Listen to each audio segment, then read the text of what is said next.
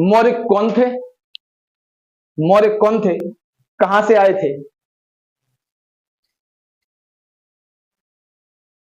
कहां से आए थे? इसके बारे में साक्ष्यों में, इसके बारे में साक्ष्यों में मतभेद दिखाई देता है। मतभेद दिखाई देता है।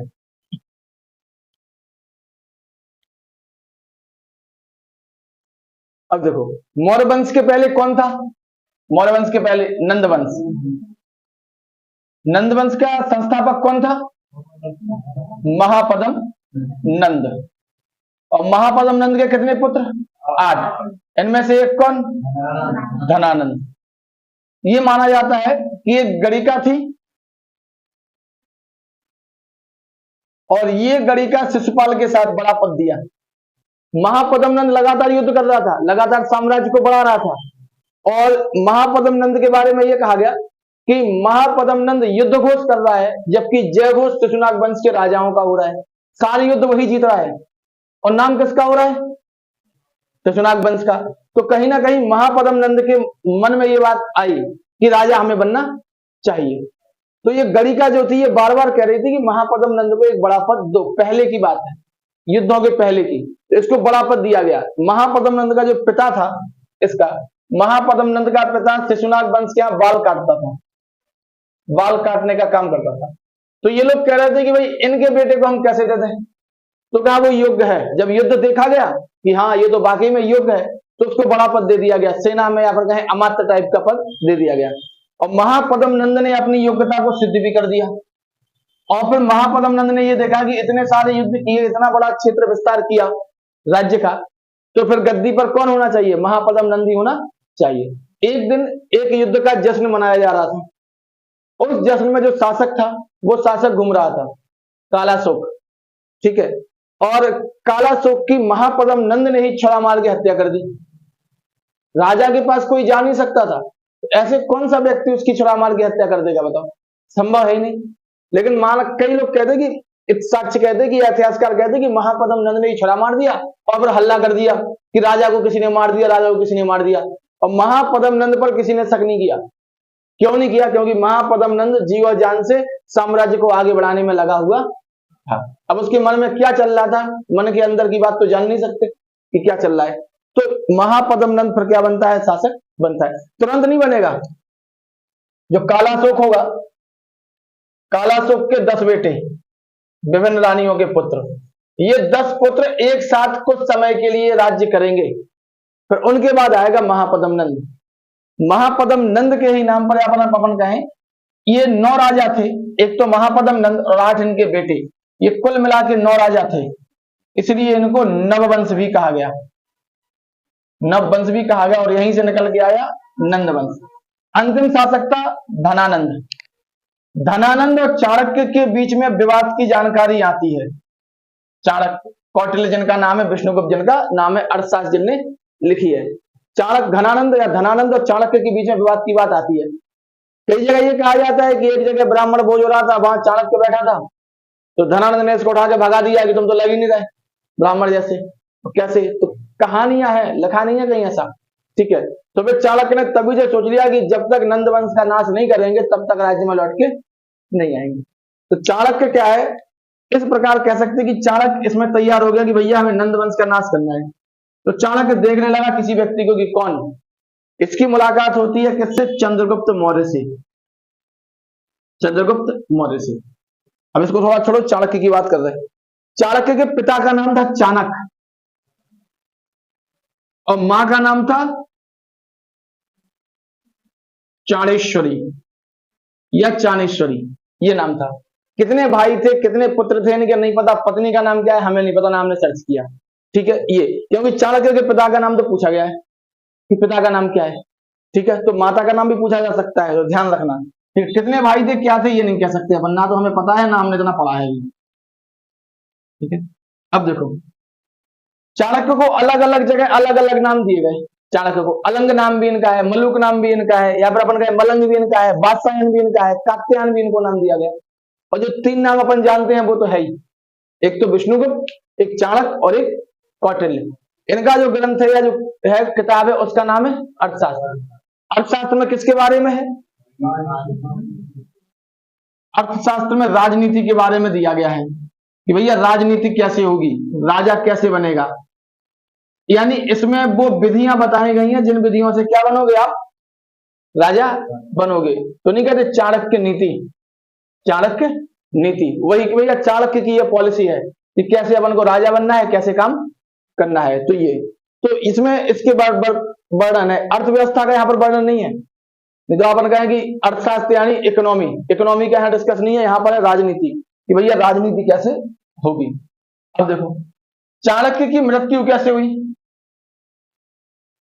भाई चाणक्य ने क्या किया, चंद्रगुप्त मौर्य को शासक बना दिया।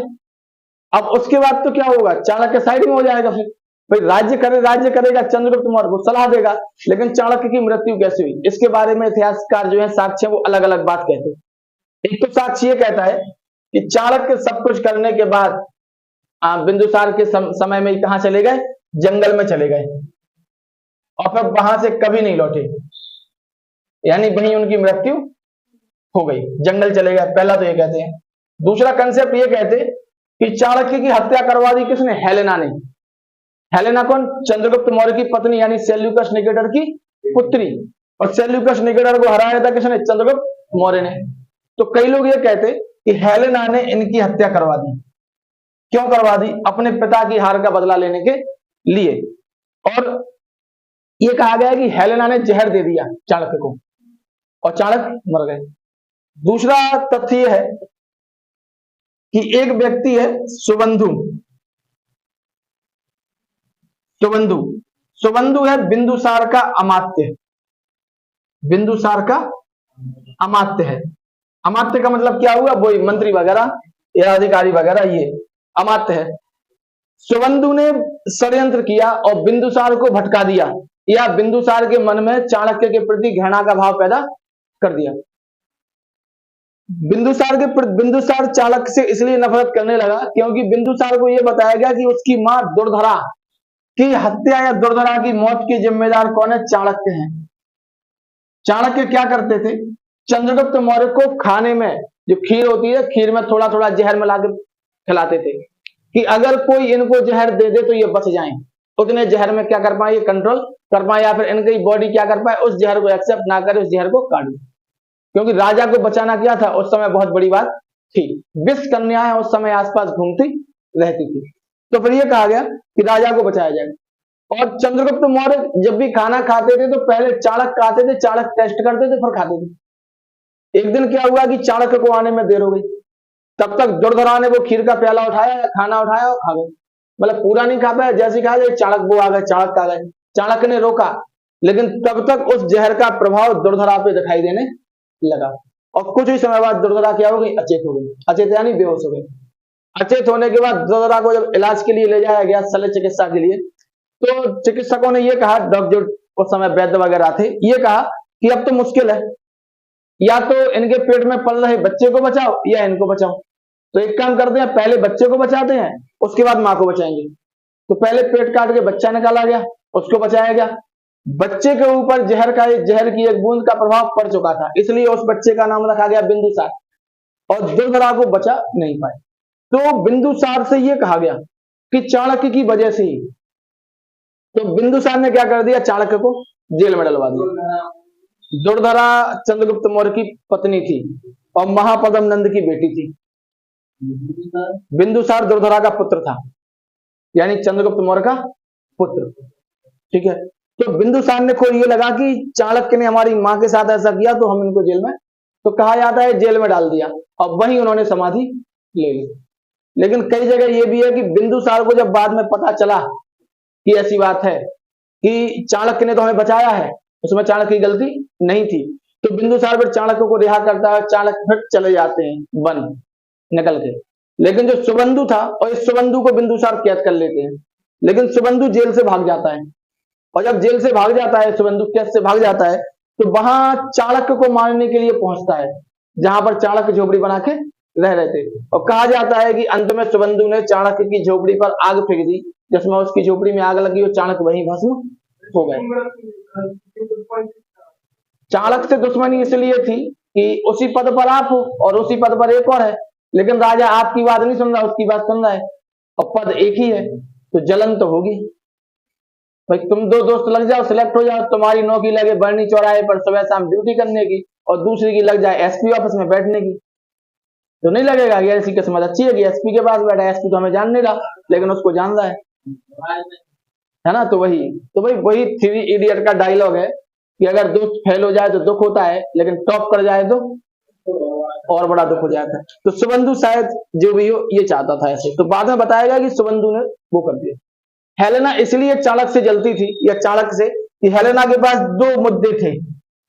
पहला मुद्दा तो ये था कि इसके पिता को हराया था किसने, चंद्रगुप्त मौर्य ने, सेल्यूकस निकेटर को, तो बदला लेना चाहती थी। एक तो बात ये, दूसरा ये इसके बेटे का नाम था जस्टिन और चाणक्य का कहना था कि विदेशी मां से उत्पन्न संतान राष्ट्रभक्त नहीं हो सकती, इसलिए जस्टिन राजा नहीं बनेगा। राजा बनेगा कौन, बिंदुसार। इसलिए राजा कौन बनेगा, बिंदुसार। वही बात तो राहुल गांधी के मैटर में सामने आती कि राहुल गांधी विदेशी मां के पुत्र हैं जो राष्ट्रभक्त हो ही नहीं सकते, कहते नहीं है। तो वही तो वैसे मैटर यहाँ पे। तो हेलेना के सामने ये दो मुद्दे थे, एक तो पिता की हार का बदला लेना और दूसरा अपने बेटे को जो न्याय नहीं मिला या फिर राजा नहीं बनाया गया, बिंदुसार को बनाया गया वो। तो शायद इस वजह से हेलेना ने चाणक्य को मारा। क्लियर नहीं है चाणक्य कैसे मरे, ये तीन हैं लेकिन मरे हैं। भाई जन्म लिया तो मरे होंगे, ठीक है, ये है। अब चाणक्य का जन्म क्या हुआ ये कुछ नहीं आता है। पिता का नाम आ चुका है तो पिता का नाम ध्यान रखना चाणक्य और मां का नाम चाणेश्वरी। गूगल पे भी यही मिलता है। अर्थशास्त्र इनकी क्या है, प्रमुख किताब है। चंद्रगुप्त मौर्य के ये कौन थे, गुरु थे या फिर प्रधानमंत्री थे, और इनकी मृत्यु कैसे अपन ने ये चर्चा यहाँ पर की, तो ध्यान में रखना है बस तो ये कौन थे ये, ठीक है। अब देखो चाणक्य के पास दो शिष्य थे, एक तो था चंद्रगुप्त मौर्य और एक था मलय केतु, दो, ठीक है। अब चाणक्य के पास ये दो शिष्य तो और भी थे लेकिन ये दो योग्य थे। अब चाणक्य कंफ्यूज कि इन दोनों में से किसको राजा बनाए। मरने के पहले की बात है चाणक्य के, नहीं तो चाणक्य मर गया फिर राजा कैसे बनाएगा, इतना तो समझ पा रहे होगे कि मरने के पहले, क्योंकि जब बिंदुसार का जन्म ही नहीं हुआ था अभी तक। तो चंद्रगुप्त मौर्य कौन था, इसमें भी विवाद है अभी, ठीक है। किस जाति का था ये भी, क्योंकि इसके माता पिता कोई राजा नहीं थे। जब कोई राजा नहीं होंगे तो फिर समझ में नहीं आएगा कौन क्या है। तो ये कहा, कोई कह रहा शूद्र था, कोई कह रहा क्षत्रिय था, कोई कह रहा वैश्य था, कोई कह रहा ब्राह्मण था। अलग अलग इतिहासकार अलग अलग बात इसको लेके कहते हैं, ठीक है। तो चंद्रगुप्त मौर्य और एक था मलय केतु, ये दोनों किसके शिष्य थे, चाणक्य के। उल्टा निकलने लगी, चाणक्य शिष्य था इन दोनों का, है ना। मतलब ये दोनों किसके शिष्य थे, चाणक्य के शिष्य थे। नहीं तो दिमाग उल्टा चले कि हाँ चाणक्य शिष्य था किसका, चंद्रगुप्त और मलय केतु का, है ना। तो नहीं, उल्टा नहीं, चाणक्य, ये दोनों चाणक्य के शिष्य थे। अब चाणक्य के सामने ये समस्या थी, इन दोनों में से किसे राजा बनाए, इन दोनों में से, क्योंकि दोनों क्या थे, योग्य थे। तो फिर चाणक्य ने क्या किया, चाणक्य ने मलय केतु से एक दिन कहा कि मलय केतु, चंद्रगुप्त मौर्य के गले में एक माला है, चंद्रगुप्त मौर्य के गले में एक क्या है, माला है, ये माला लेके आओ। और जो माला है वो माला चंद्रगुप्त मौर्य के गले के बिल्कुल बिल्कुल टाइट है, ना तो माला टूटे और ना चंद्रगुप्त मौर्य जागे। अब लेके आओ। तो मलय केतु जाता है तो चंद्रगुप्त मौर्य रात को सो रहा होता है, लेकिन जब वो माला देखता है वो तो बिल्कुल कसी हुई थी, तो लौट के आ जाता है कि संभव ही नहीं है, कैसे लेके आएंगे, अगर निकालेंगे तो संभव नहीं हो, तोड़े बिना आ नहीं सकती वो, तो कैसे आएगी माला। तो फिर दिक्कत हो गई। अब इसके बाद क्या है कि कुछ समय बाद चंद्रगुप्त मौर्य से यही बात कही जाती है चाणक्य के द्वारा कि चंद्रगुप्त मौर्य तुम जाओ और मलय केतु के गले में क्या है, एक माला है, वही माला। अब चंद्रगुप्त मौर्य जाता है और बताया जाता है कि ना तो वो जागे और ना माला टूटनी चाहिए। चंद्रगुप्त मौर्य गया और मलय केतु की गर्दन काटी और माला लेके आ गया और कहानी खत्म। जो कॉम्पिटिटर था उसकी कहानी खत्म। यही आपके साथ है, दया करोगे वो आगे निकल जाएगा, लग जाएगी नौकरी, तुम्हारी लगेगी नहीं, तो दया नहीं करना है ना। नहीं दया करो प्रभु देखो इनको, तो कहना दया करो हम पे, इनको बाद में देखना, पहले हमें देख लो, है ना। तो चंद्रगुप्त मौर्य ने क्या किया, मलय केतु की गर्दन काट दी और आ गया, लो महाराज ये है माला, समस्या खत्म। भाई अगर आप खुद सोचो, अगर इन दोनों के होते हुए अगर किसी एक को शासक बना दे, चंद्रगुप्त मौर्य को बनाया, तो मलय केतु दुश्मन नहीं हो जाएगा इसका, तो फिर आपस में लड़ेंगे ये, तो राजा कैसे बन पाएंगे, नंद वंश का नाश कैसे होगा। तो इनमें से एक को तो जाना पड़ेगा भैया, या फिर दोनों साथ रहेंगे। तो साथ रहना संभव नहीं है भारतीय इतिहास में, क्योंकि पहले से चला आ रहा था, हर्यक वंश के बेटे ने मारा, तो ये तो मित्र थे, शिष्य थे, दोनों आगे बढ़ने के लिए प्रयास करेंगे। तो फिर चंद्रगुप्त मौर्य ही बचा, और फिर स्पष्ट हो गया कि चंद्रगुप्त मौर्य क्या बनेगा, राजा बनेगा। अब चाणक्य क्या है, युद्ध होता है धनानंद के साथ। तो चंद्रगुप्त मौर्य पहले शुरुआत में भी युद्ध करता है, छोटे छोटे हमले होते हैं, कुछ बड़े हमले भी होते हैं, लेकिन ये जीत नहीं पाता है पाटलिपुत्र को। तो चाणक्य इसको बताता है कि तुम गलत कर रहे हो, तुम जाके सीधा सेंटर पे हमला कर रहे हो। सेंटर पे हमला नहीं करना है, हमला करो कॉर्नर से, पहले इन कॉर्नर के राज्यों को जीतो और फिर जाके सेंटर में जाओ। जिस प्रकार से खिचड़ी खाते हैं, कॉर्नर से उठा उठा के, बीच से खाते हैं, बीच से उठा खाओगे तो मुंह जल जाएगा। तो चाणक्य बताता है कि जिस प्रकार अपन लोग खिचड़ी खाते हैं कॉर्नर से उठा उठा के, ऐसी कॉर्नर से उठा उठा के एक एक राज्य को खाओ, एक एक राज्य छोटी छोटी जातियां हैं उनको हरा दो, और फिर जाके केंद्र पर क्या करेंगे, हमला करेंगे। तो ऐसे ही करता है चंद्रगुप्त मौर्य, और अंत में क्या होता है, धनानंद को हरा देता है, धनानंद की हत्या कर देता है और राजा बनता है। तो नंद वंश के बाद मौर्य वंश क्या होता है, गद्दी पर बैठता है, मगध की। अब जैसे ही मौर्य वंश गद्दी पर बैठता है, मौर्य जो साम्राज्य था वो मौर्य साम्राज्य अखिल भारतीय साम्राज्य होने लगता है। चंद्रगुप्त मौर्य महान शासक था, और धनानंद के समय पर भारत पर हमला किसने किया था, यूनानियों ने या सिकंदर ने, यूनानियों ने। अब यूनानी क्या करेंगे, यहां पर हमला करेंगे, यहां पर अंदर कौन था, नंद वंश। लेकिन जैसे यूनानी लौटेंगे जैसे यूनानी के लौटते ही यहां पर किसका शासन हो जाएगा, मौर्यों का। भाई 326 बीसी में यहां पर युद्ध होगा, यूनानियों का हमला करेंगे, और 323 में कौन बनेगा, चंद्रगुप्त मौर्य राजा बन जाएगा। तो 2-3 साल बाद तो राजा बन जाता है। तो यूनानी लौटेंगे और यहां पर राजा कौन बनेगा, चंद्रगुप्त मौर्य। सिकंदर जाएगा तो सिकंदर यहाँ का शासन, जो ये जो क्षेत्र होंगे, ये क्षेत्र दे जाएगा अपने सेनापति फिलिप को, और फिलिप के बाद यहाँ का राजा बनेगा सेल्यूकस निकेटर। तो सिकंदर क्या नाम, चंद्रगुप्त मौर्य जैसे ही अपना राज्य बढ़ाएगा, वैसे ही उसकी मुलाकात या वैसे ही उसका झगड़ा किससे होगा, सेल्यूकस निकेटर से। उसकी सीमा यह है और चंद्रगुप्त मौर्य की सीमा यह है, इन दोनों के बीच में झगड़ा होगा, और इन दोनों के बीच में झगड़ा होगा सीमा को लेके। तो फिर यहां पर 305 बीसी में एक युद्ध होगा, और इस 305 बीसी में जो युद्ध होगा, इस युद्ध में सेल्यूकस निकेटर की हार हो जाएगी। सेल्यूकस निकेटर इस हार के बदले में अपनी बेटी हेलेना की शादी करेगा चंद्रगुप्त मौर्य से, और अपना एक राजदूत मेगास्थनीज इसके दरबार में भेजेगा चंद्रगुप्त मौर्य के। और यही मेगास्थनीज आगे चल के क्या लिखेगा, इंडिका लिखेगा। इंडिका में कहीं भी चंद्रगुप्त मौर्य का जिक्र नहीं है, या चाणक्य का जिक्र नहीं है।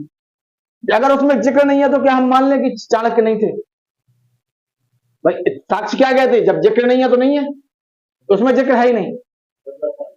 हाँ, और इंडिका में तो फिर बुद्ध का भी जिक्र नहीं है, तो बुद्ध भी नहीं थे। पर अपन ये नहीं कह सकते नहीं बुद्ध तो थे और चाणक्य नहीं थे, कह सकते क्या, नहीं। जब दोनों का जिक्र नहीं है तो फिर कहोगे दोनों नहीं थे या फिर दोनों थे। इतिहासकार यही तो कहते, कंपेयर करना। तो भाई अगर उसने बुद्ध की बात नहीं की, चाणक्य उसने इंडिका में, तो इसका मतलब ये नहीं है कि बुद्ध नहीं थे, और अगर चाणक्य की बात नहीं की तो इसका मतलब ये नहीं है कि चाणक्य नहीं थे।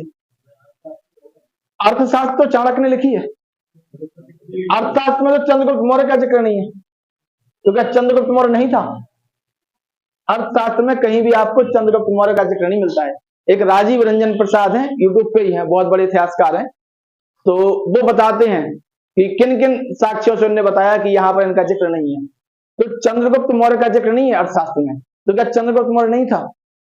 ठीक है। जैसे मान लो कोई किताब लिखी अभी और प्रधानमंत्री का नाम ना हो उसमें, तो क्या अपन मानेंगे कि नरेंद्र मोदी भारत के प्रधानमंत्री नहीं थे? 10 साल पूरे काल कर रहे हो, तीसरा टेन्योर चल रहा है, तो माना जाएगा क्या? और तो साक्ष्य मिलेंगे कि थे। भाई प्रधानमंत्री आवास योजना पे कहीं ना कहीं तो नाम लिखा होगा किसी का, या उनका लिखा होगा, तो मानेंगे कि थे। ठीक है, तो साक्ष्य कई बार ऐसे होते हैं कि जो जहां पर उनका नाम नहीं मिलता है तो ये कहते कि नहीं थे, तो ये नहीं कह सकते कि नहीं थे। और भी साक्ष्य जो कह रहे हैं कि थे। ठीक है, जैसे क्या नाम, महाभाष्य है, तो महाभाष्य में भी जिक्र नहीं है। महाभाष्य किसकी है? पतंजलि की, उसमें भी जिक्र नहीं है चाणक्य का। जब महाभाष्य में भी जिक्र नहीं है तो मानेंगे क्या कि चाणक्य नहीं थे? और जगह तो है तो माने जाएंगे चाणक्य थे। हाँ, कई जगह नहीं लिखा है जिक्र, कई जगह जिक्र है, तो इसमें फंसना नहीं है अपन को। अपन को तो इतना ध्यान रखना है कि महाभाष्य किसकी कृति है, पेपर में यही आएगा, अंदर क्या लिखा है ये नहीं आएगा। तो महाभाष्य किसकी है और इंडिका किसकी है? मेगास्थनीज की। ठीक है, तो यहां पर ये हुआ। अब चंद्रगुप्त मौर्य क्या करता है? चंद्रगुप्त मौर्य सेल्यूकस निकेटर को 500 हाथी भेजेगा दान में। अब ये दामाद बन गया, ये ससुर हो गया, तो यहां पर तो इनके क्षेत्र पर हमला होने की बात थी नहीं। और ये जो क्षेत्र था सेल्यूकस निकेटर का, ये वाला, ये क्षेत्र किसको मिल गया? चंद्रगुप्त मौर्य को। तो चंद्रगुप्त मौर्य की सीमा कहां तक फैल गई? यहां तक फैल गई ऐसे। तो चंद्रगुप्त मौर्य क्या हो गया? एक अखिल भारतीय साम्राज्य की स्थापना करने वाला शासक हो गया। ठीक है, अब लिखो इसमें थोड़ा ध्यान रखना बस, क्योंकि क्वेश्चन उल्टे सीधे आएंगे, सीधे आने का समय खत्म अब तो। देखना, मौर्य वंश के विषय में लाइन चेंज करके, मौर्य वंश के विषय में हमें विभिन्न स्रोतों से जानकारी प्राप्त होती है। मौर्य वंश के विषय में हमें विभिन्न स्रोतों से जानकारी प्राप्त होती है।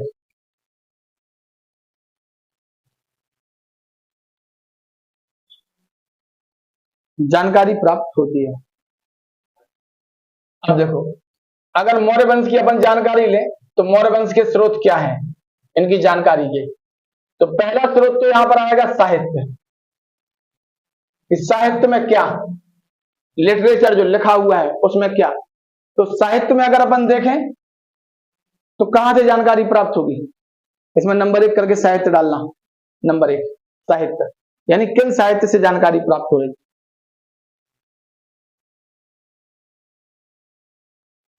अगर इसमें अपन देखें तो पहला तो कौटिल्य का अर्थशास्त्र। कौटिल्य, विष्णुगुप्त और चाणक्य एक ही नाम है। ठीक है, कौटिल्य का अर्थशास्त्र, इससे अपन को व्यापक जानकारी प्राप्त होती है। इसके बाद देखें तो विशाख दत्त का मुद्रा राक्षस। विशाख दत्त का मुद्रा राक्षस।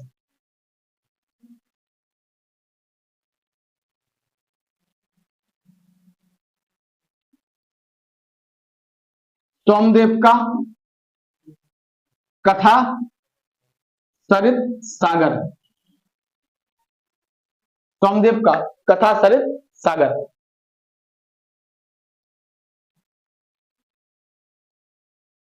क्षेमेंद्र का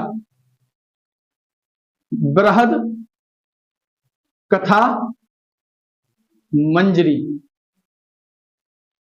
ये ठीक है। इसके बाद पतंजलि का महाभाष्य। पतंजलि का महाभाष्य।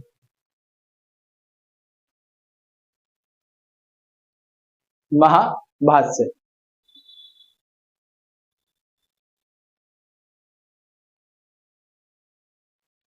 ठीक है। विष्णु पुराण,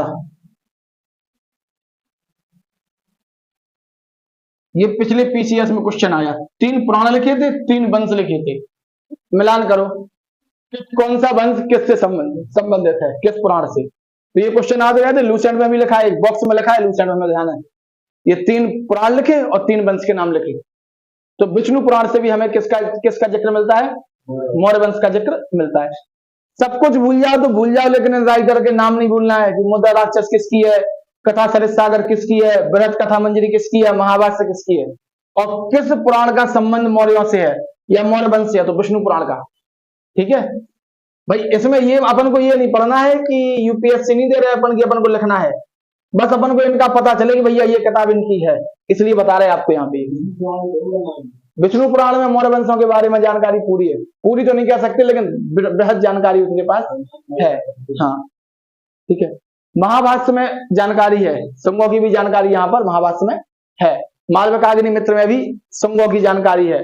आपको बताया था मालविकाग्निमित्र की जो कथानक था। पुष्यमित्र शुंग का बेटा अग्निमित्र और मालविका कहाँ की रानी, कहाँ की थी? मालविका रानी थी कि राजकुमारी थी? राजकुमारी थी। ठीक है, तो उनकी कथा वहां पर उसमें दिखाई गई है। वो यज्ञ सेन रहता है और वो सचिव को गिरफ्तार कर लेता है। ठीक है, उसकी कहानी दिखाई गई है पूरी। ठीक, तो यहाँ पर ये ध्यान रहे कि कौन किसकी किताब है, पेपर में यही आते। एक ही नाम है, और भी नाम है इनके, लेकिन बताएंगे तो कंफ्यूज हो जाओगे, इसलिए टेंशन नहीं लेना, 3 ही नाम। ठीक है, और भी नाम है, 5-6 नाम और है। इतिहासकार कहते बादशाह यही है, कात्यायन यही है। ठीक है, अलंग यही है, वो इतिहासकार ये कहते। अब हटाओ उन नामों को, ये 3 नाम इंपॉर्टेंट हैं। कौटिल्य, विष्णुगुप्त और चाणक्य, ये 3 एक ही हैं, एक ही व्यक्ति हैं। ठीक है, इनसे जानकारी प्राप्त होती है अपन को। इसमें जो कौटिल्य का अर्थशास्त्र है, इसमें अपन को मौर्यों के प्रशासन की जानकारी प्राप्त होती है और प्रशासन के साथ साथ चंद्रगुप्त मौर्य का व्यक्तित्व, इसकी जानकारी प्राप्त होती है। ठीक है, लाइन चेंज करके लिखना। अर्थशास्त्र से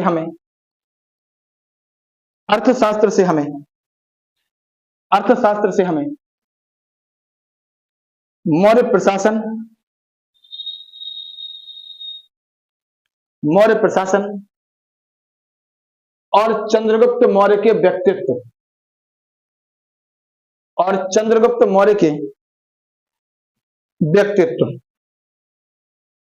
की जानकारी प्राप्त होती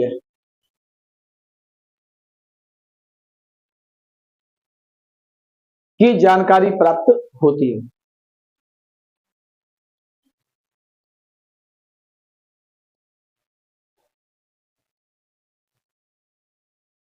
अब देखो, इसमें कुछ बौद्ध ग्रंथ हैं, बौद्ध ग्रंथों से भी अपन को इनकी जानकारी प्राप्त होती है। ठीक है, बौद्ध ग्रंथ से भी अपन को क्या है, इनकी जानकारी प्राप्त होती है। तो ये साहित्य में ही आएंगे, ये तो ब्राह्मण साहित्य है और यहां से अलग। ठीक है, बौद्ध साहित्य में अगर अपन देखें तो दीपवंश जैसे लिखा है वैसे लिखना, महावंश जैसे लिखा वैसे लिखो। हाँ, इसी के नीचे ऐसे डाल के बौद्ध ग्रंथ डाल के और दीपवंश महावंश जैसे बोर्ड पे लिखा है। दीपवंश, महावंश और दिव्य बदान, इनसे अपन को पता चलता है।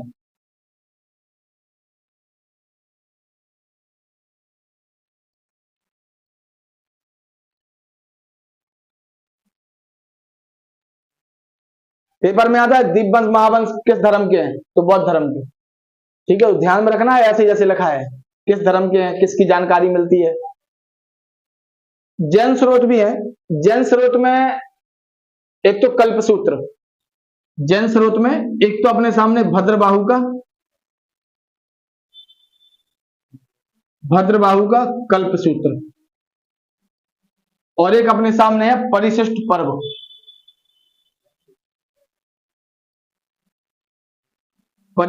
पर्व।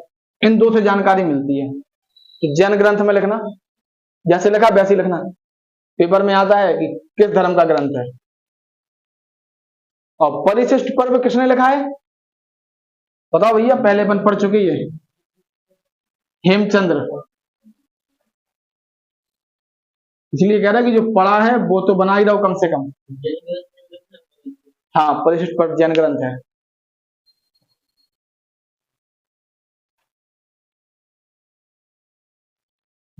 तो पहला स्रोत साहित्यिक है। साहित्यिक स्रोतों में ये सब, इनसे अपन को किसकी जानकारी मिलती है, मौर्यों की जानकारी मिलती है। अब कुछ लेखक हैं, इतिहासकार हैं, वो बताएंगे मौर्यों के बारे में। तो ये तो साहित्यिक स्रोत है कि किन साहित्यिक स्रोतों में, किन किताबों में मौर्यों की जानकारी मिलती है। कुछ क्या होंगे, अभिलेख होंगे। अशोक की जानकारी तो अभिलेख में ही मिलती है बहुत ज्यादा, अशोक के प्रशासन के बारे में, अशोक के राजा के बारे, शासन के बारे में सब कुछ। और इसके साथ साथ कुछ जानकारी अपन को मिलेगी विदेशी इतिहासकार, जैसे मेगास्थनीज है, तो मौर्यों के समाज की बात करता है कि समाज कैसा था, तो मौर्यों की जानकारी हो गई वहां से।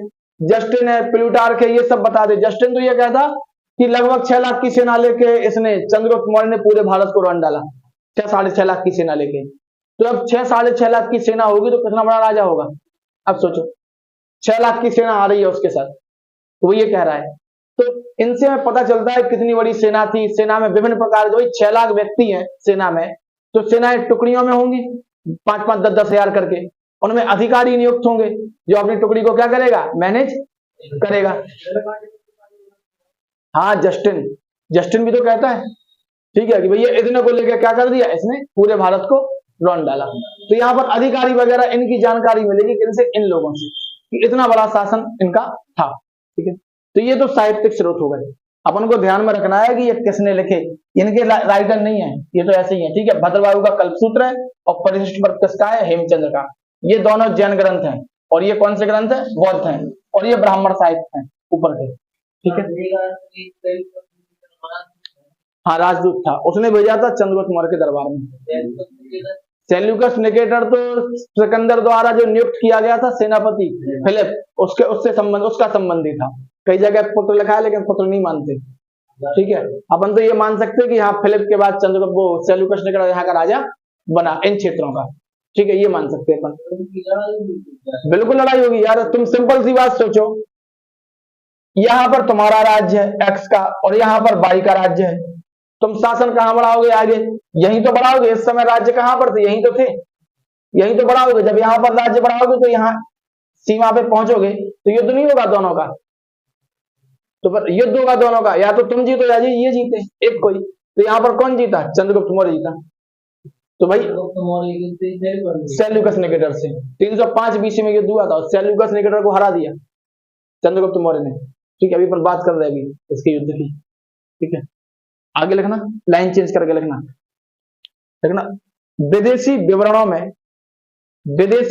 में इसको मिटा रहे हैं हम। ठीक है, ये बोर्ड पे लिखा दीजिए। विदेशी विवरणों में विभिन्न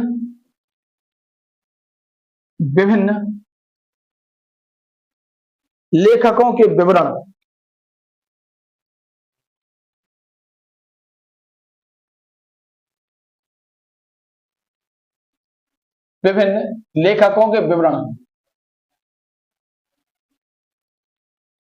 जैसे स्ट्रैबो, बोर्ड पे लिखा है, जैसे स्ट्रैबो, प्लिनी,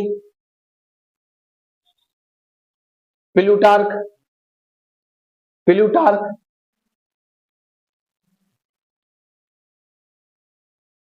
जस्टिन, प्लिनी, हाँ, आधा पा ला अन्ना,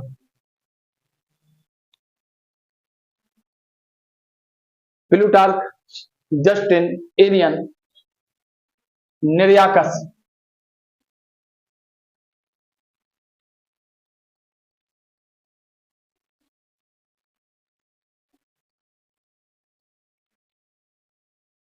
ओरिस्टोबुलस,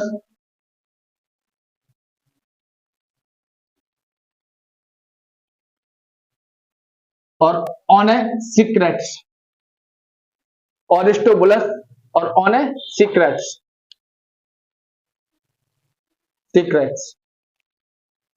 आदि लेखकों के विवरण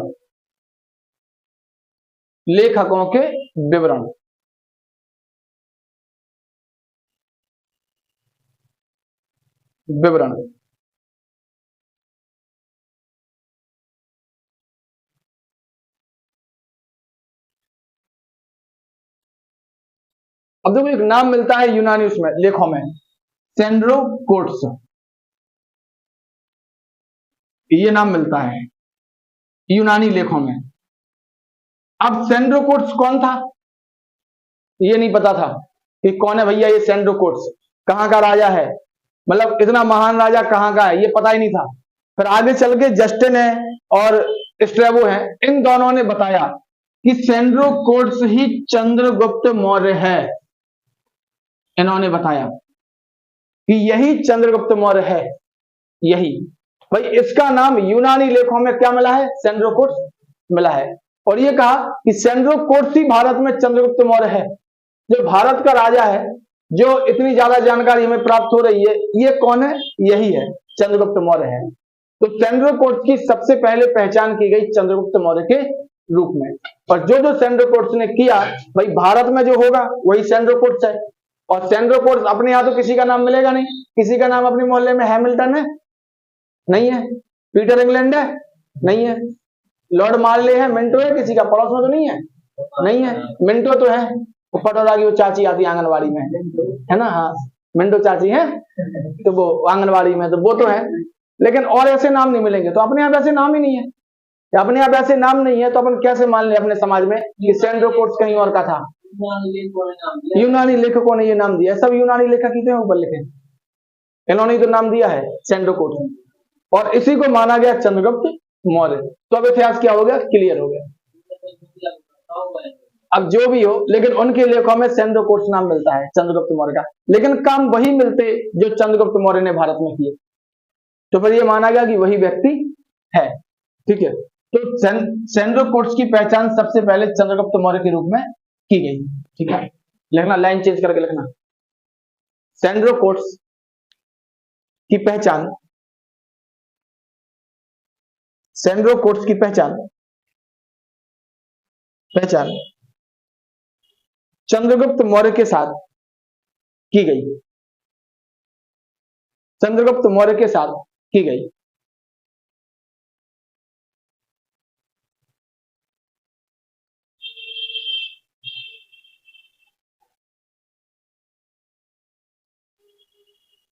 तथा विलियम जोन्स, अपना आंसर यही रहेगा, विलियम जोन्स। ठीक है, तथा विलियम जोन्स एशियाटिक सोसाइटी की स्थापना करती है। विलियम जोन्स ऐसे पहले व्यक्ति थे, ऐसे पहले व्यक्ति थे जिन्होंने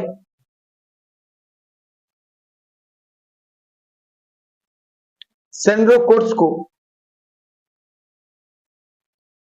जिन्होंने सेंड्रोकोट्स को चंद्रगुप्त मौर्य माना।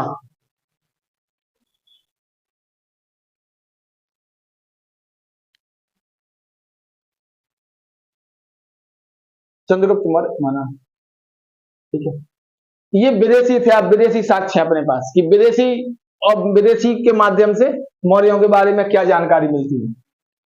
इसके बाद है अभिलेख, जिनको अपन कहेंगे पुरातात्विक विभाग, पुरातात्विक अभिलेख या फिर साक्ष्य, यानी जो खुदाई में पाए गए पुरातात्विक साक्ष्य। इनमें सबसे पहले तो अशोक की अभिलेख, अशोक के अभिलेख। अशोक जो भी काम करेगा वो अभिलेख पे लिखवाएगा। और अशोक ने अभिलेख बनाने की प्रथा कहां से ग्रहण की? दारा से, यानी ईरानी शासकों से। तो ईरानी शासक आए, उन्होंने अभिलेख लगाए, तो उनकी प्रथा अशोक ने क्या कर ली? एक्सेप्ट कर ली। और अशोक ने भी क्या लगाया? अभिलेख लगाए। जब सिकंदर जाता है तो एक कोरनोस था, कोरनोस सिकंदर का एक सेनापति, या फिर अपन कहें सेना नायक था। तो कोरनोस भाषण देता है सिकंदर के सामने कि महाराज सेना तैयार नहीं है, और सेना मना कर रही, सेना का मनोबल पूरी तरह से टूट चुका है और सेना वापस जाने के लिए बात कर रही। तो कोरनोस अपना भाषण खत्म करता है तो सभी लोग खड़े होकर ताली बजाते हैं, और सिकंदर सुन रहा होता है। तो सिकंदर हाथ उठाता है ऐसे, सब चुप हो जाते हैं। फिर सिकंदर कहता है कि तुमने लौटने की अगर तैयारी करी ली है, मन बना लिया है तुम लोगों ने, तो हम लौट के चलते हैं, लेकिन ये अभिशाप होगा। फिर राजा क्या है? डर दिखाएगा कि ये क्या होगा? अपशकुन माना जाएगा। ठीक है, अपशकुन माना जाएगा, पूरा युद्ध नहीं किया, ये होगा। इतिहास तुम्हें याद रखेगा कि तुम अपने राजा को बीच मैदान में छोड़ के आ गए। सिकंदर कहता है तुम नहीं करो ब्यास नदी पार, हम करेंगे। तो सिकंदर को समझाया जाता है। तो अंत में सिकंदर लौटने की बात करता है, लेकिन सिकंदर जब लौटता है तो वो ये कहता है कि जो आसपास के छोटे छोटे राज्य जो बचे हुए हैं इनको जीत के चलेंगे। और फिर सिकंदर क्या करता है? ब्यास नदी के पास एक बहुत बड़े बोली होते स्तूप टाइप के, स्तूप तो नहीं बनाता है लेकिन शिलाखंड लगवाता है, जो ये साक्ष्य बताते हैं कि सिकंदर यहां तक आया था, यहां तक सिकंदर ने जीता था। और फिर सिकंदर लौट के चला आता है। 323 बीसी में बेबीलोन में उसकी मृत्यु पेचिस के कारण हो जाती है। ठीक है, ये हुआ था सिकंदर के साथ। तो ऐसे ही अभिलेख कह सकते अपन अशोक ने लगवाए। ठीक है, अशोक ने कहां से लिए ये प्रक्रिया या फिर प्रथा कहां से ली? यूनानी की ईरानी शासकों से। ठीक है, वहीं से अभिलेख उत्कीर्ण करने की प्रथा भारत में आई। अशोक के अभिलेखों से जानकारी मिलती है। एक है रुद्रदामन का अभिलेख, कौन सा है, नाम क्या है? हाँ, रुद्रदामन का जूनागढ़ अभिलेख। इससे भी हमें जानकारी मिलती है मौर्यों के बारे में।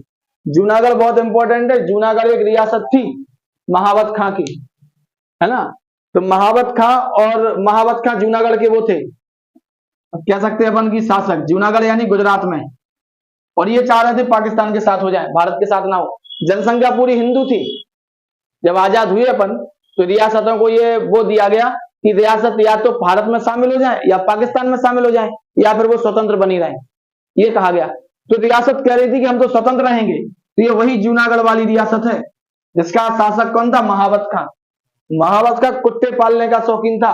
कहा जाता है 200-250 कुत्ते थे इसके दरबार में, महावत खां के। और अंत में जब महावत खां भागा तो विमान में कुत्ते के लिए जगह नहीं थी, तो अपनी एक पत्नी को उतार दिया, बच्चे उतार दिया, कुत्ते को बैठा लिया और ले गया। महावत खां ने कुत्तों की शादी भी कराई। हाँ, कुत्तों की शादी कराई। प्रधानमंत्री सीरीज देखो आप, दूसरा एपिसोड, उसमें बताते हैं कि कुत्तों के बड़े शौकीन थे, बड़ा नृत्य करते थे, डांस भी करते थे महावत खां। और इन्होंने घोषणा कर दी कि हम शामिल हो रहे हैं किसमें? पाकिस्तान में। अंत में महावत खां पर प्रेशर बना तो महावत खां भाग गए पाकिस्तान। यहां पर पूरी लगभग जनसंख्या क्या थी? हिंदू थी। जनमत संग्रह हुआ, रेफरेंडम हुआ, पटेल ने करवाया और रेफरेंडम में 99.99% जनसंख्या ने यह कहा कि हम भारत के साथ रहना चाहते हैं।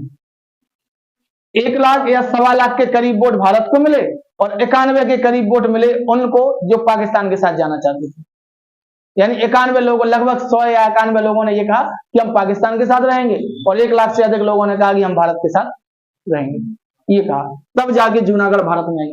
3 रियासतें थी, एक तो जम्मू एंड कश्मीर, एक हैदराबाद और एक जूनागढ़। हैदराबाद के नवाब जो रिजवी साहब, रिजवी नवाब थे, नवाब के थे रिजवी साहब, उस्मान अली के सहायक रिजवी। रिजवी तो पटेल से ये कह रहे थे कि अच्छा नहीं होगा और तुम्हें क्या लगता है कि हम कुछ नहीं कहेंगे, और रिजवी कट्टर था। तो रिजवी ने रजाकार तैयार कर लिए, बंदूक पाकिस्तान को 20 करोड़ रुपए दे दिए और पाकिस्तान से हथियार आने लगे।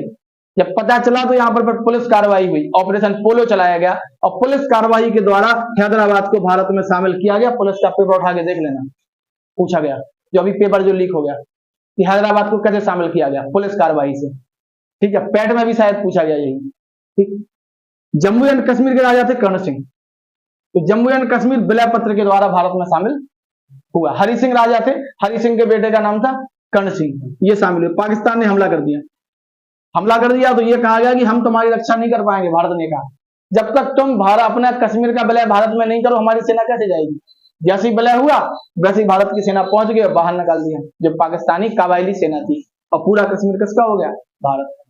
इस प्रकार से भोपाल बीच में उचक रही थी। भोपाल कह रहे थे नहीं, हम नहीं होंगे शामिल, लेकिन अंत में पता नहीं क्या होता है, जो भी मैटर हो, पटेल की बातचीत होती है तो भोपाल और भारत में शामिल हो जाता है। अब चलो ठीक है, कश्मीर का तो अपन मान ले रहे कि कश्मीर से पाकिस्तान की सीमा मिलती है। हैदराबाद कहां? हैदराबाद तो ऐसे ही है। हैदराबाद कहां भैया? हैदराबाद के कह रहे थे कि वो दिन दूर नहीं होगा जब अरब सागर से हमारी सीमा टकराएगी, और अरब सागर तक इनकी सीमा होती तो इन्हें समुद्री मार्ग मिल जाता तो सहायता इनको मिलती। और पटेल बिल्कुल तैयार थे नहीं। पटेल ने कहा नहीं, कुछ नहीं हो सकता है, ना तो आपको आजाद रहना है तो आजाद हो जाओ यहां से, दुनिया से, लेकिन भारत के अंदर नहीं। तो ये जूनागढ़ वही है जो 325 कर रहा था। तो रुद्रदामन का जूनागढ़ अभिलेख। हाँ वही तो कह रहे, कुत्ते तो पालते ही थे वो, कुत्तों की शादी करवा रहे। अरे यार, व्यक्ति सोचो अपनी पत्नी को उतार दिया विमान से, कुत्ते को बैठा लिया। हालांकि नवाब से कई पत्नियां थी, पत्नी को डाले कुत्ते को। कहते हैं कि एक पत्नी और एक बच्चे को यहीं छोड़ गए वो, और कुत्ते को बैठा ले गए विमान में। तो ये कहा जाता है, उसमें लिखा भी, उसमें ये नहीं कहा कि कुत्ते को छोड़ गए, ठीक है, लेकिन कहा जाता है, वो कहते हैं शेखर कपूर कि ऐसा कहा जाता है। लेकिन ये तो है कि कुत्ते पालते थे। आप देखना एपिसोड 2 दूसरे नंबर का एपिसोड, उसमें बताया गया है जूनागढ़ की कहानी कि जूनागढ़ क्या चाहता था।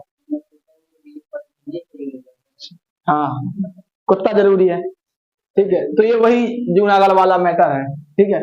इन साक्ष्यों से पता चलता है अपन को मौर्यों के बारे में कितने साक्ष्य हैं। ठीक है, अब एक नाम दो, चंद्रगुप्त मौर्य। पुरातत्व स्रोत में लिखो इसमें अशोक के अभिलेख, अशोक के अभिलेख तथा रुद्रदामन का जूनागढ़ अभिलेख, इनसे जानकारी प्राप्त होती है। अशोक के अभिलेख तथा रुद्रदामन का जूनागढ़ अभिलेख। ध्यान रखना रुद्रदामन का है, पेपर में आ सकता है। जूनागढ़ ये अपन ने पहले लिखे हैं ये अभिलेखों में, तो अपन ने वो टॉपिक पढ़ा था इतिहास को जानने के स्रोत, तो वहां अपन पढ़ चुके हैं और उम्मीद है अपन ने नहीं पढ़ा होगा घर पे, है ना। तो जो अपन पढ़ चुके वो नहीं छोड़ना है, ठीक है। जो घर पे बना है वो तो अपन को खाना ही है, और जो दावत में जाना है वो अलग से खाना है ना, वो खराब नहीं हो जाएगा। तो वही, हाँ हाँ वो होता है, तो थोड़ा ध्यान रखना भैया, जो पढ़ लिया वो गलत ना हो, जो नहीं पढ़ा वो तो हो ही रहा है, तो कोई समस्या नहीं। हमें आता ही नहीं है, आता ही नहीं है भाई, अब पढ़ा ही नहीं है अपन ने। जब पढ़ा है तो गलत हो जाए, और जब गलत हो जाता है पढ़ा हुआ तो बहुत दुख होता है। पता चलता है कि यार मेरिट गई 72, हमारे नंबर है 71। रेलवे में होता, रेलवे में पॉइंट से बाहर होते बच्चे, 0.2, 0.3, 0.33, 0.66 ऐसे बाहर होते रेलवे में। फिर ये लगता है कि यार एक क्वेश्चन गलत नहीं होता तो हमारे नंबर 71 से 72 हो जाते, 80 से 81 हो जाते नॉर्मलाइजेशन में। तो हमारा सिलेबस बहुत सारे अपने मोहल्ले में है ऐसे, वही तो हम कह रहे हैं, पॉइंट से मेंस में हो गए थे बात। तो वही तो कह रहे हैं, यहाँ पे फिर दुख होता है कि यार ये गलत हो गया हमसे, या फिर ये छूट गया, ये पढ़ा था ये नहीं कर पाए, सही नहीं कर पाए। तो जो पढ़ा हुआ है वो ना हो। एक नाम देना, चंद्रगुप्त मौर्य, चंद्रगुप्त मौर्य। अब यहां से कहानी शुरू होती है मौर्य साम्राज्य की, ठीक है। अपन लोग यहां से भी शुरू कर सकते थे सीधा, लेकिन कोई मतलब नहीं था। जब तक कहानी पता ना हो तब तक कोई मतलब नहीं है पढ़ने का। राजा तो वैसे ही पढ़ो, लिखा दे किताबों में लिखा है।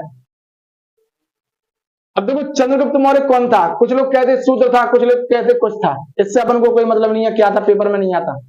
चंद्रगुप्त मौर्य कौन था, पेपर में ये आएगा कि चंद्रगुप्त मौर्य ने भारत में अखिल भारतीय साम्राज्य की स्थापना की। अभी तक किसी ने अखिल भारतीय साम्राज्य की स्थापना नहीं की थी। चंद्रगुप्त मौर्य ने सभी महाजनपदों को मिला दिया, सबको जीत लिया चंद्रगुप्त मौर्य ने, ठीक है। लिखना इसमें पॉइंट बना के। अपने गुरु चाणक्य की सहायता से, आपको पता ही है कैसे मारा धनानंद को, ठीक है। अपने गुरु चाणक्य की सहायता से अंतिम नंदवंश के शासक, अंतिम नंदवंश के शासक धनानंद को, धनानंद होगा घनानंद होगा एक ही है, ठीक है। धनानंद को पराजित करके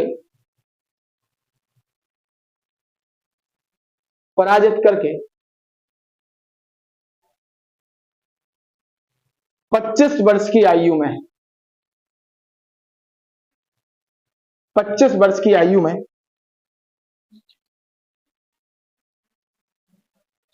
चंद्रगुप्त मौर्य ने मौर्य साम्राज्य की स्थापना की।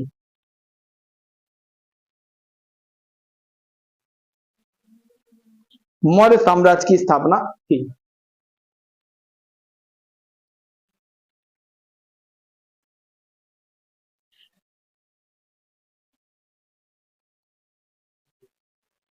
ब्राह्मण साहित्य में इसे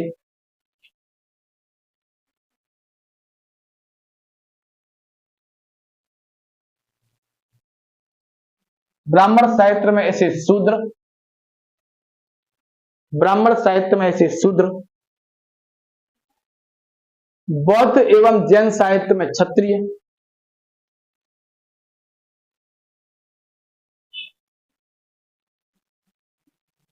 बौद्ध एवं जैन साहित्य में इसे क्षत्रिय,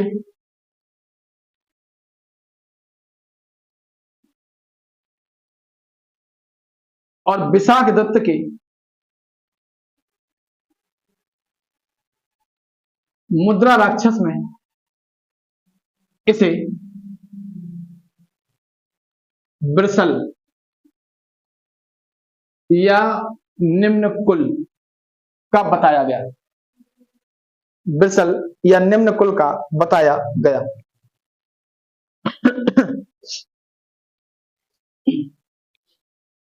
किस जाति का था ये इंपॉर्टेंट नहीं है अपने लिए, जो अपन लोग वर्तमान में जो एससी कहते हैं, ठीक है, जो एससी कैटेगरी को होते उनको कहते हैं। हालांकि इससे कोई मतलब नहीं है कि शूद्र था, क्षत्रिय था, ब्राह्मण था, कौन था, कोई मतलब नहीं है, राजा था, ठीक है, राजा था ये, बस इंपॉर्टेंट ये है, ठीक है। तो ये तो चंद्रगुप्त मौर्य के बारे में, लेकिन क्वेश्चन आता है यहां से, क्वेश्चन यहां से बिरसल वाला आता है, ठीक है, ऊपर के दो नहीं आएंगे लेकिन बिरसल आता है, या फिर सीधा आएगा कि मुद्दा राक्षस किसकी किताब है, तो कहीं ना कहीं से लिंक होकर ये क्वेश्चन आता है, ठीक है। या फिर कहेंगे कि चंद्रगुप्त मौर्य के कुल के बारे में जानकारी इनमें से किसमें मिलती है, तो मुद्दा राक्षस वहां पर होगा, ठीक है, इसलिए इंपॉर्टेंट है ये। अब देखो चंद्रगुप्त मौर्य जो है, इसके बारे में प्लूटार्क क्या कहता है? प्लूटार्क कहता है कि चंद्रगुप्त मौर्य ने 6 लाख की सेना लेकर 6 लाख की सेना लेकर पूरे भारत को रौंद डाला। मतलब पूरे भारत में जितने भी शासक आ सकते छोटे छोटे सबको हरा दिया, पूरे भारत में क्या कर लिया इसने, अपना साम्राज्य स्थापित कर लिया। कितने की सेना लेकर? 6 लाख की। अब तुम्हारा राज्य है जाखलोन में और सामने वाला आ रहा 6 लाख की सेना लेकर, तुम क्या करोगे? 6 लाख जनसंख्या नहीं है तुम्हारी, तो जीतोगे कि हारोगे? समर्पण कर दोगे तुम तो ये तुम जो कहो वो होगा। अतिशयोक्ति है कि क्या है, इतिहासकार कुछ कहते हैं कि बहुत बड़ी बात है 6 लाख की सेना, वही तो बात कर रहे हैं। उस समय इस क्षेत्र की जनसंख्या इतनी थी कि नहीं थी, इतिहासकार कह रहा है, लेकिन प्लूटार्क कह रहा है कि 6 लाख की सेना लेकर पूरे भारत को रौंद डाला। तो 6 लाख कह रहा है तो अपन 1 लाख की मान लो, 2 लाख मान लो, 50,000 मान लो, बहुत बड़ी सेना होती है 50,000। तुम 10 लोगों को लेकर चले जाओ किसी मोहल्ले में, तहलका मच जाएगा, तलवार अलवारें लेके, है ना, दरवाजे नहीं खोलेंगे लोग, जितने चाय वाले डॉन रहते हो मोहल्ले में चाहे, ठीक है, वो खोलेंगे नहीं, बाद में देखेंगे देखो भाग गए फिर खोल रहे, ठीक है ना, होगा कि नहीं होगा ऐसे। तो वही, तो ये तो 6 लाख की सेना लेके, तो प्लूटार्क कहता है, और यही बात फिर जस्टिन भी कहता है कि शायद ऐसा हुआ होगा। भाई इतने बड़े क्षेत्र को जीतना और लगातार युद्धों को जीतना, इतने बड़े क्षेत्र को जीतना अलग बात है और कंट्रोल करना अलग बात है। आपने ललितपुर जीता और झांसी निकल गए, तो ललितपुर में कुछ सेना छोड़ के जाओगे कि यहाँ के लोग विद्रोह ना करें, राजा फिर से विद्रोह ना करे, वरना झांसी पहुंचे यहाँ विद्रोह हो गया, तो तुमने एक क्षेत्र जीता और एक निकल गया हाथ से, कोई मतलब ही नहीं है फिर तो, ठीक है। हाँ, तो यहाँ पे छोड़ के जाते सैनिकों को, तो भैया एक को नियुक्त कर देंगे कि तुम देखो यहाँ का शासन, जब तक हम आगे जीतने जाते हैं, तो शायद ऐसा रहा होगा, ठीक है। इसी में लिखना, लाइन चेंज करके, क्या लिखा था देखना, प्लूटार्क के अनुसार, प्लूटार्क के अनुसार, प्लूटार्क के अनुसार चंद्रगुप्त ने प्लूटार्क के अनुसार चंद्रगुप्त ने 6 लाख की सेना लेकर पूरे भारत को रौंद डाला। 6 लाख की सेना लेकर पूरे भारत को रौंद डाला, रौंद डाला। जस्टिन भी यही बात कहता है, 6 लाख की सेना लेकर पूरे भारत को रौंद डाला, जस्टिन भी यही कहता है, यानी ऐसे ही विचार व्यक्त करता है जो भी है।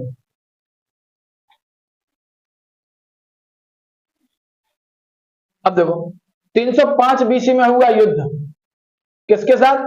यहां पर राजा था Seleucus Nicator, Seleucus Nicator. Seleucus Nicator कौन था? ये यूनानी शासक था और इसका क्षेत्र बहुत बड़ा था, यहां पर इतना क्षेत्र था ये, ठीक है, इसका क्षेत्र बड़ा क्षेत्र था। और यहां पर कौन था? चंद्रगुप्त मौर्य। तो चंद्रगुप्त मौर्य के साथ इसका झगड़ा हुआ या फिर इसका युद्ध हुआ, कब हुआ? 305 बीसी में। सिकंदर का सेनापति था सेल्यूकस निकेटर। सिकंदर की बात सुनो, सिकंदर के 2 सेनापति, एक तो फिलिप और एक निर्याकस। निर्याकस जल सेनापति। ठीक है, फिलिप थल सेनापति, ठीक है, ये दो। फिलिप यहाँ का राजा बनता है, सेल्यूकस निकेटर उसको नियुक्त करके जाता है। उसके बाद आता है क्या नाम, सिकंदर फिलिप को नियुक्त करता है, फिलिप के बाद आता है सेल्यूकस निकेटर। तो सेल्यूकस निकेटर के समय चंद्रगुप्त मौर्य भारत में क्या था, स्थापित था। तो चंद्रगुप्त मौर्य का युद्ध 305 बीसी में हुआ सेल्यूकस निकेटर से, सेल्यूकस निकेटर से, ठीक है। सेल्यूकस निकेटर को किसने हरा दिया, चंद्रगुप्त मौर्य ने हरा दिया इसको। और हराने के बाद सेल्यूकस निकेटर ने बहुत बड़ा भाग, कांधार हो गया, ठीक है, ये सब इसको दे दिया, किसको, चंद्रगुप्त मौर्य को। और अपनी पुत्री हेलेना की शादी भी किससे कर दी, चंद्रगुप्त मौर्य से कर दी। चंद्रगुप्त मौर्य ने 500 हाथी सेल्यूकस निकेटर को गिफ्ट के तौर पर दिए। आगे चल के सेल्यूकस निकेटर अपना एक राजदूत मेगास्थनीज इसके दरबार में भेजेगा, और मेगास्थनीज लिखता है इंडिका। क्या ओरिजिनल नहीं मिली अपन को, इंडिका ओरिजिनल नहीं मिली। ओरिजिनल क्या है, इंडिका के बारे में आपने कुछ लिखा, इतिहासकारों ने लिखा, उस समय से लिखते चले आ रहे, तो वो अपने पास है, लेकिन ओरिजिनल इंडिका नहीं है अपने पास अभी, ठीक है। ये है लिखना 305 बीसी में, लाइन चेंज करके 305 बीसी में यूनानी शासक, 305 बीसी में यूनानी शासक, यूनानी शासक सेल्यूकस निकेटर, सेल्यूकस निकेटर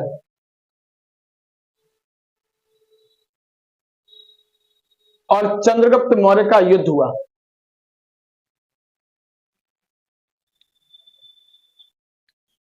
युद्ध हुआ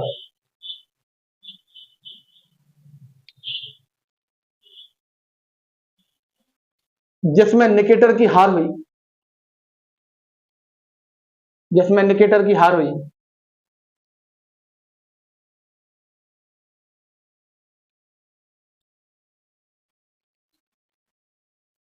और निकेटर ने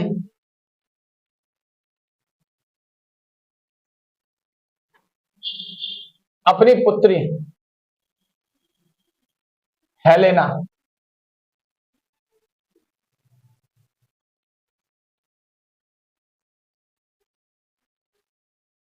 या कार्नेलिया, कार्नेलिया किताब में यही नाम मिलते दोनों, हेलेना या कार्नेलिया का विवाह चंद्रगुप्त मौर्य के साथ कर दिया, चंद्रगुप्त मौर्य के साथ कर दिया।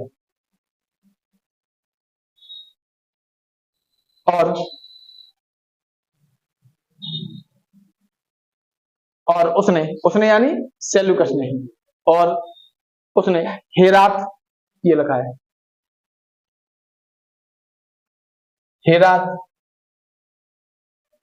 काबुल, कांधार, हेरात, काबुल, कांधार चंद्रगुप्त को दे दिए दहेज में, ठीक है। ये वाला पूरा मैप बनवा देंगे, मैप बनवा देंगे, परेशानी नहीं हो, मैप बना देंगे हम। कौन सा, इनके अलग अलग नाम भी हैं, जेड्रोसिया वगैरह। तो ये दहेज में दे दिया, वही तो चाहिए था उसको, वही क्षेत्र मिल गया, ठीक है। तो ये स्थिति थी, ठीक है। भारत में जाते थे, पश्चिमोत्तर सीमा प्रांत था, भारत में ही थे ये। हाँ, पाकिस्तान तो 47 में तो बना है, ठीक है। उसके पहले अफगानिस्तान को अलग किया, ठीक है। आगे लिखना, इसी में लिखना, इसी में। चंद्रगुप्त मौर्य ने सेल्यूकस निकेटर को 500 हाथी, 500 हाथी, चंद्रगुप्त मौर्य ने सेल्यूकस निकेटर को 500 हाथी, 500 हाथी प्रदान किए, प्रदान किए। सेना में, सेना में हाथी प्रदान किए।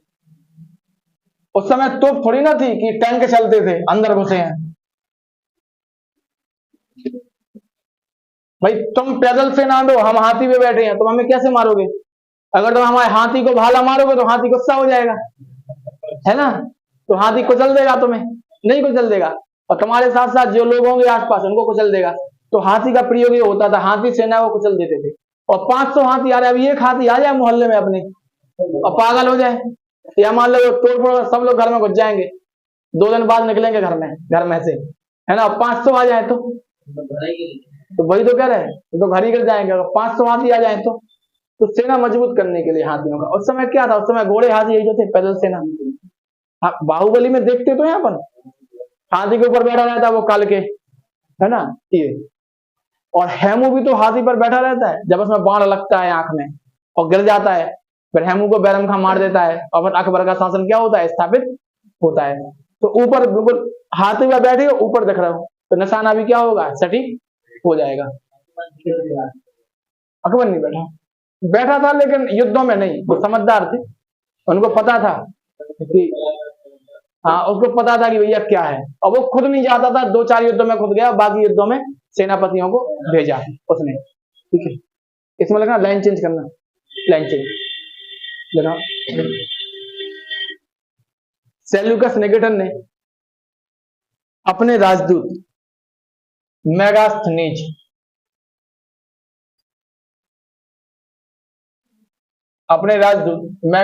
को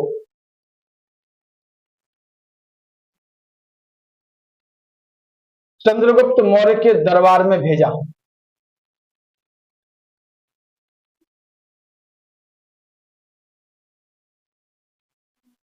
चंद्रगुप्त मौर्य के दरबार में भेजा और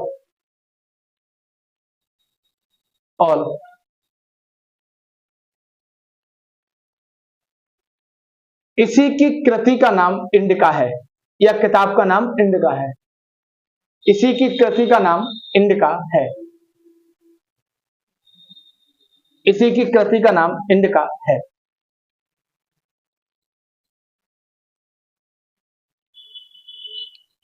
अब देखो 305 में युद्ध हुआ, किसका हुआ, 305 बीसी में, सेल्यूकस निकेटर और चंद्रगुप्त मौर्य का। इस युद्ध के बारे में एक लेखक है एप्पियानस। एप्पियानस ने इसके बारे में बताया कि युद्ध हुआ था ये। बहुत सारे इतिहासकार कहते नहीं हुआ, बहुत सारे कहते हुआ, ठीक है भाई, अलग अलग हो जाएंगे इतिहासकार फिर, लेकिन अभी सहमत हैं कि हुआ था, ठीक है। तो एप्पियानस के जो विवरण हैं उनमें पता चलता है कि ये युद्ध हुआ था 305 बीसी के करीब। अभी कुछ समय पहले ये मैटर आया था कि चंद्रगुप्त मौर्य ने सिकंदर को हराया था। एक किसी कांग्रेस के नेता ने, आपके बीजेपी पता नहीं किसके नेता ने बोल दिया था 1 साल पहले, तो काफी चर्चा में रहा। शायद कांग्रेस के नेता ने बोल दिया था कि चंद्रगुप्त मौर्य ने किसको हराया था, तभी पर न्यूज में आया कि इतिहास सही कर लो, अपनी पहले पढ़ लो इतिहास फिर बात करो ये। तो हाँ, जिसने भी बोल दिया हो तो, हाँ तो किसका बोल दिया था,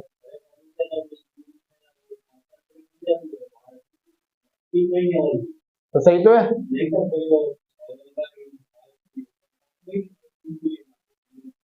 तो फिर वो रक्षा मंत्री ने बस जवाब दिया था, बस उसका वही मंत्री जवाब देगा जिस मैटर पे बोला जाएगा, ठीक है। तो राहुल गांधी क्या है कि बोलता अच्छे हैं, लेकिन वो उनके पास तथ्य नहीं रहते, फैक्चुअल चीजें नहीं रहती, तो कुछ भी नहीं बोलना चाहिए इसमें। हालांकि युवा है ना, 50-52 साल के होगा, युवा है, अपन से तो छोटे ही है, तो बुद्धि आ जाएगी, कुछ ही बोल देते, कुछ भी नहीं बोला, पहले फैक्ट लो। एक बात और है, अगर संसद में कोई सांसद तथ्यों का हेरफेर करके गुमराह करता है तो वो विशेषाधिकारों का हनन माना जाता है। आप तथ्यों को हेरफेर नहीं कर सकते, वहां पे सीधे तथ्य बताने पड़ेंगे जो प्रूफ है। संसद में बोल तो सकते, लेकिन तथ्य गलत नहीं दोगे आप, तब गलत हो गया तो माफी मांगनी पड़ेगी, भैया माफी मांगो, और फिर जनता तो जानती है कि गलत बोल गए, ठीक है। तथ्य तो वो तो उड़ाएंगे भाई, तो विवाद वो तो करेंगे बहस, लेकिन तथ्य क्या है, प्रूफ चाहिए कि सिद्ध। आप कुछ बोल रहे हैं तो उसके लिए तथ्य चाहिए, बिना तथ्यों के नहीं होता। तभी तो कहते कि एविडेंस का सोर्स क्या है जो आप बोल रहे हो,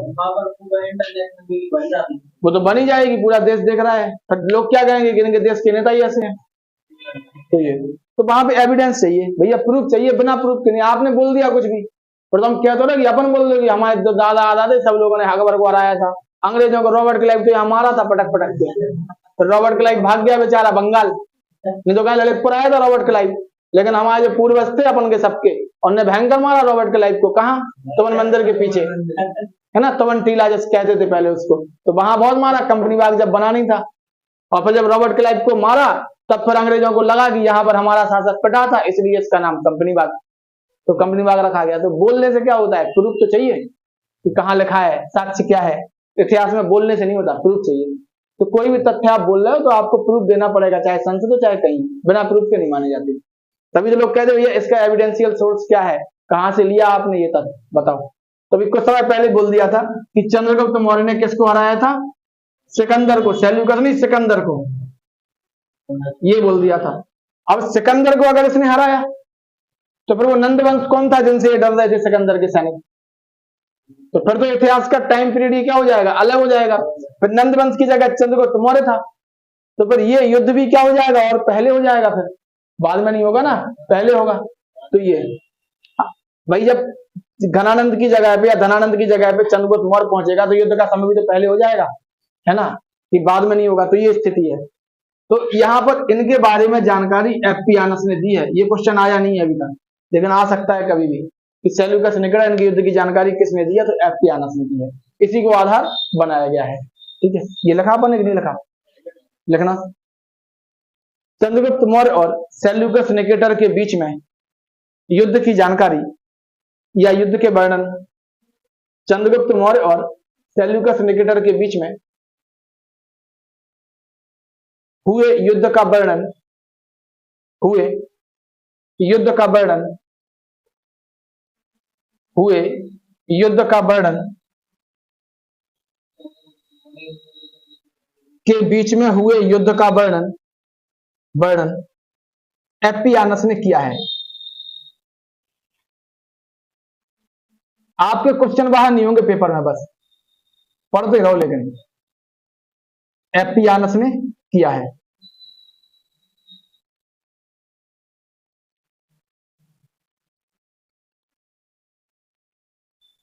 अब देखो चंद्रगुप्त मौर्य के शासन का अंतिम समय चल रहा था।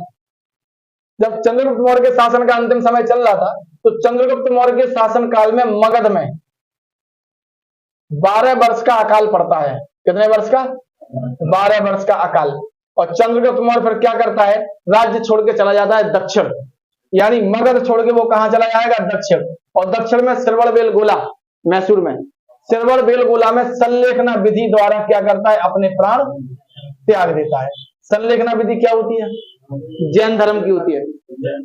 पहले चंद्रगुप्त मौर्य क्या करेगा? जैन धर्म अपनाएगा, उसके बाद वो संत बनेगा, और संत बनने के बाद क्या होगा कि संलेखना विधि से अपने प्राण त्याग देगा। संलेखना विधि जैन धर्म में होती है कि जब जैन गुरुओं को लगता है कि अंतिम समय आ गया, अब हम जिंदा नहीं रहेंगे, मरने वाले हैं, मतलब मृत्यु करीब है, तो वो खाना पीना सब छोड़ देते, उपवास रख लेते, और उसी उपवास रखते रखते उनकी मृत्यु हो जाती है। तो उसको कहते हैं संलेखना। जैसे अपन को पता चल जाए कि हम कल मरने वाले हैं, खाना पीना छोड़ दो, अपन कहा अरे बाद में छोड़ो, पहले ये लाओ, 2 समोसे वहां से लाओ, इधर से ये लाओ, है ना, कि दादा की अंतिम इच्छा क्या है? रसमलाई खानी है ना, कि धन्ना के मंगोड़ी खानी है, धन्ना की मंगोड़ी लेके आओ, है ना, ये सब खाएंगे दादा, फिर जाएंगे। तो यहाँ पे ये कह रहे कुछ नहीं खाएंगे भैया, जब लग रहा है कि अंतिम समय आ गया तो हम व्रत रख लेंगे और इसी से हमारी मृत्यु हो जाएगी। सभी लोग नहीं रखते, ठीक है, ऐसा नहीं है कि पूरा जैन समुदाय रखता हो, ऐसे नहीं, ठीक है, पूरा जैन समुदाय नहीं रखता, कुछ धर्म गुरु जो होते हैं वो रखते हैं, लेकिन ये बहुत अच्छी विधि है। इसके साथ साथ ऐसा नहीं होगा कि अगर किसी को लग रहा है कि दादाजी 2-3 दिन में जाने वाले हैं, दादाजी को खाना पीना देना बंद कर दिया, नहीं, ये तो अपराध है, वो उनकी इच्छा होगी अगर वो व्रत रखना चाहें तो चंद्रगुप्त मौर्य ऐसे ही मृत्यु को प्राप्त करता है, यानी मृत्यु के पहले चंद्रगुप्त मौर्य जैन धर्म को अपना लेता है। तो क्वेश्चन आता है चंद्रगुप्त मौर्य किस धर्म को अपनाता है? तो जैन धर्म को। और कहां पर मृत्यु होती है? तो कर्नाटक के श्रवणबेलगोला, वहां पर क्या हो जाती है? इसकी मृत्यु हो जाती है। ठीक है, लिखना चंद्रगुप्त मौर्य, हाँ इसी में चंद्रगुप्त मौर्य के शासन के अंतिम वर्षों में, चंद्रगुप्त मौर्य के शासन के अंतिम वर्षों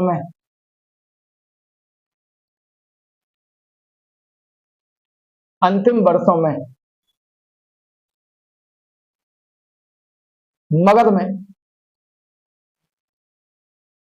12 वर्ष का अकाल पड़ता है। अकाल और दुर्भिक्ष एक ही है, ठीक है, अकाल पड़ता है।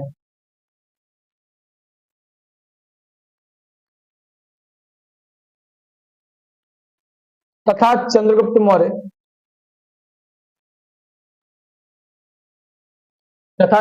मौर्य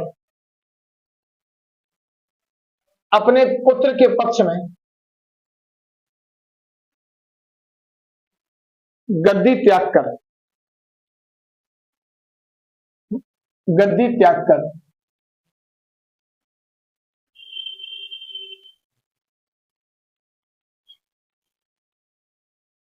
जैन मुनि भद्रबाहु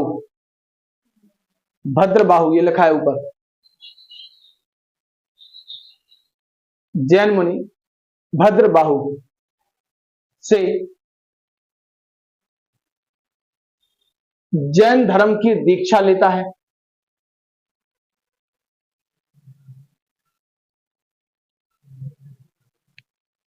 जैन धर्म की दीक्षा लेता है और मैसूर के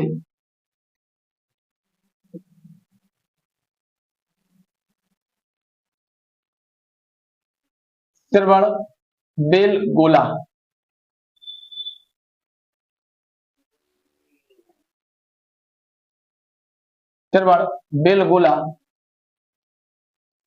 में संलेखना विधि द्वारा प्राण त्याग देता है। संलेखना विधि द्वारा प्राण त्याग देते हैं। तो क्वेश्चन आता है संलेखना विधि किस धर्म से संबंधित है, तो जैन धर्म से त्याग देता है। तथा इसका पुत्र बिंदुसार शासक बनता है। और ये इनकी मृत्यु कब होती है, चंद्रगुप्त मौर्य की 298 बीसी में, और इनका पुत्र बिंदुसार शासक बनता है। दुर्धरा का बेटा होता है, हमने पहले बता दिया था, आपको लिखा देंगे, ठीक है।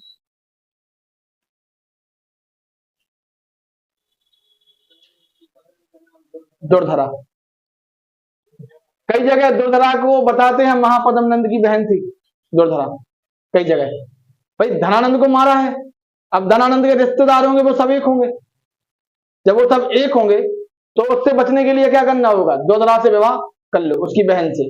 तो अब बहन का पति हो गया चंद्रगुप्त मौर्य, तो नहीं मार सकते, ठीक है। तो शायद ऐसा रहा होगा, गूगल करोगे आप तो चंद्रगुप्त मौर्य की पत्नी का नाम आएगा दुर्धरा, और दुर्धरा किसकी बेटी, तो महापद्म नंद की, ऐसे आता है, ठीक है। एक नाम दो बिंदुसार, 298 बीसी से 272 बीसी तक। बिंबिसार हर्यक वंश का था, ये बिंदुसार है।